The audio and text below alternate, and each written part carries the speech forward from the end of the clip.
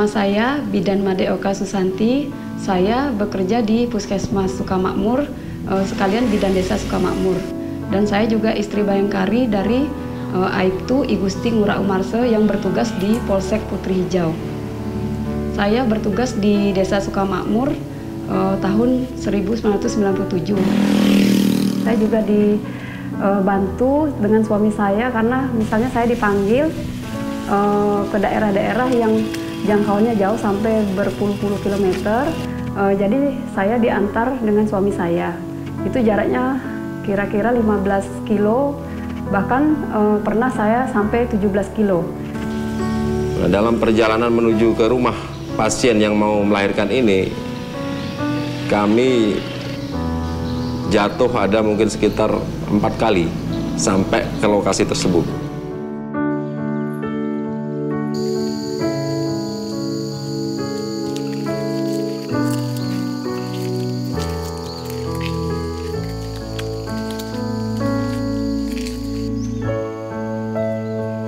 Awal saya masuk ke sini di Desa Sukamakmur, itu banyak sekali persalinan yang ditolong oleh dukun.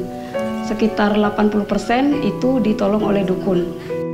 Jadi desa itu masih kategori desa sangat terpencil. Kenapa dikatakan sangat terpencil? Sesuai dengan kondisi desa tersebut. Masyarakatnya masih banyak yang berobat ke dukun istilahnya. Awal mulanya buat tantangan saya sebagai bidan desa, dan alasan mereka setiap kita tanya mereka bilang bahwa kalau melahirkan dengan dukun itu murah. Kemudian alasan yang mereka yang kedua, karena sudah terbiasa dari orang tua mereka itu melahirkan dengan dukun. Dulu gak ada bidan tuh. Menjadi dukun mulai tahun 82. Aku nolong orang melahirkan sampai jarak 15 kilo. Jadinya aku udah pertama tuh di kursus di Hargamakmur. Berapa kali, Bu? Biasanya oleh orang tua, orang awam itu pasti akan dibawa ke dukun. Nah, kita tahu akibatnya kalau ibu yang melahirkan ke dukun, kan kita tidak tahu itu apa yang terjadi yang ada di dalam rahim kita. Apabila yang terjadi seperti bayi melintang, dukun tidak akan bisa mengambil keputusan seperti apa ini cara menyelamatkan bayi melintang. Nah, dan akhirnya banyak sekali. Yang pertama itu kelahiran bayi itu meninggal. Yang kedua, kasus-kasus seperti misalnya pendarahan itu banyak terjadi. Kemudian seperti ari-ari lengket karena tidak tertangani oleh dukun. Ya agak kecewa gue nolong itu tuh. Susah lagi, malah tambah meninggal. Aku susah itu tuh. Dan dukun tidak tahu bagaimana ini cara pencegahannya apabila pasien ini mengalami pendarahan berat seperti itu.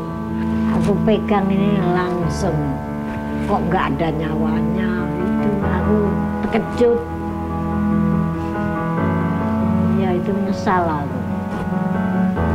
Hanya janganlah diulang lagi, hanya sekali itulah aja.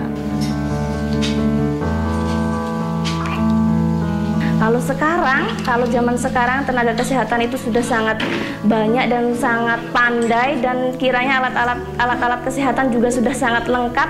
Kenapa harus memilih ke dukun? Nah, udah habis, pinter. Pokoknya di rumah nggak boleh ya, Bu ya, walaupun nangisnya gimana tidak boleh pakai dot. Nggak boleh ngedot ya. Ini apa itu nggak mau nanti anaknya ngedot.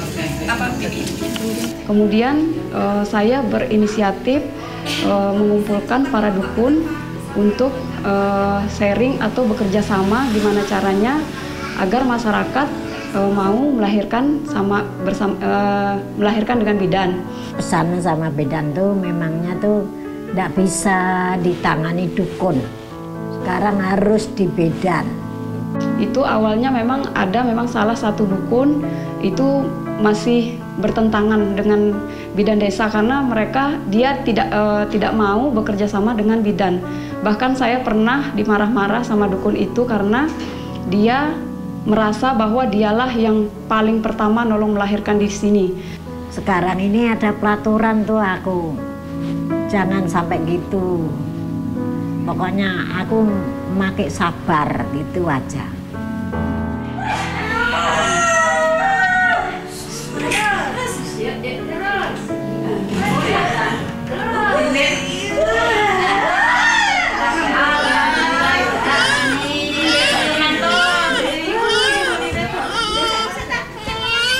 Menurut saya salah satu bidan yang sangat liga di Desa Sukamakmur ini.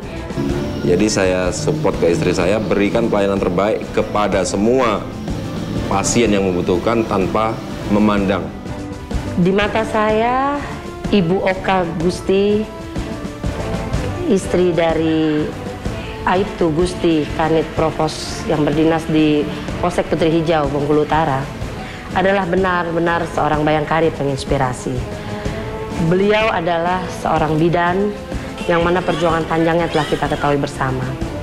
Selain itu, beliau juga tokoh di masyarakat sekitar yang memberikan pelayanan kesehatan, juga menolong masyarakat yang tidak mampu, juga memberikan penyuluhan kepada masyarakat, terutama buat ibu-ibu dan para wanita tentang bagaimana ber-KB, bagaimana keselamatan selama kehamilan dan melahirkan. Dan tentunya ini adalah menekan angka kematian bayi. Dan di sela-sela kesibukannya beliau, yang saya salut adalah Ibu Oka ini aktif di Bayangkari sebagai pengurus di Ranting, sebagai ketua seksi sosial.